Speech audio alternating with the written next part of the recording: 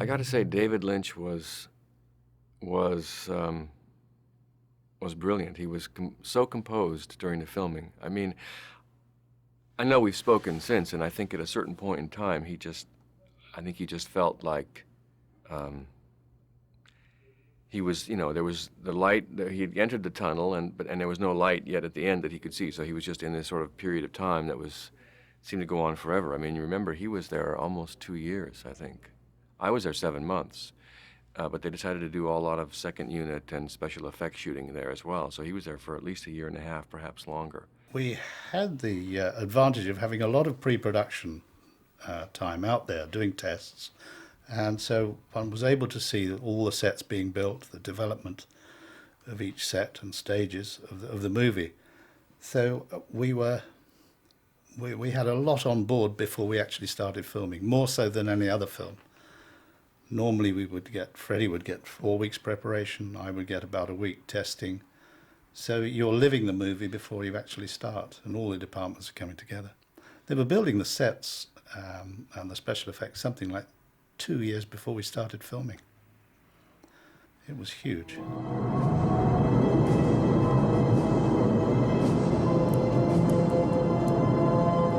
David is such an artist that he lives in his little world. That never bothered him, the 2,000 people in the back. He was worried about what was in front of his lens, and sometimes that's what we had problems with, because I would have 2,000 extras in suits in the desert, and he was trying to shoot the close-up of Kyle's eye.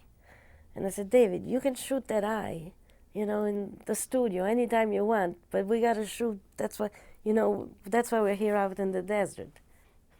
David never really worried himself about that. David had wanted this black smoke, and the way to get the best look of the smoke is to burn these tires, which I guess you can do in Mexico, you can't do in America. But if you caught any of this in your lungs as you were sort of around, it froze your vocal cords or something, or you couldn't breathe. I mean, it was the strangest thing. So I remember doing a sequence with Patrick Stewart where, we come up and give each other a big hug. And on one take, I remember the wind shifted and some of this black smoke came right past us. And I remember going to speak to him, and I was like, nothing was coming out. I could not get it to work. I said, oh, Jesus God, what have I just done? We had our own ways of working, and we continued to work the English way, the British way. We wouldn't let the Americans take over. I have a certain approach where I stay very close to the director and expect my operator to be at my side and in my mind all the time. And this was the way I always operated, and it's the way Gordon goes about it. So we operate exactly the same way. I don't say, put the camera here, Gordon, put the camera there, Gordon. As a result of Gordon listening to the director and myself, he knows exactly what to do.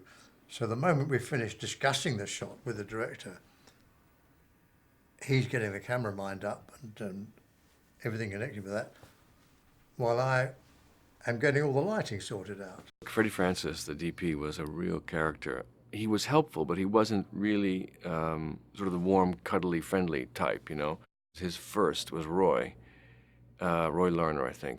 Freddie took perverse pleasure in sort of, shouting out across the set to Roy to fix something, And Roy was, pipe up, right away, it's like, done, And it was kind of like, I don't know, what I would imagine, turn of the century or before, they're on a ship. He's a captain, his first mate. Could be that scenario. They could have been somewhere in India. The relationship it felt to me military in the best way, in that great English tradition.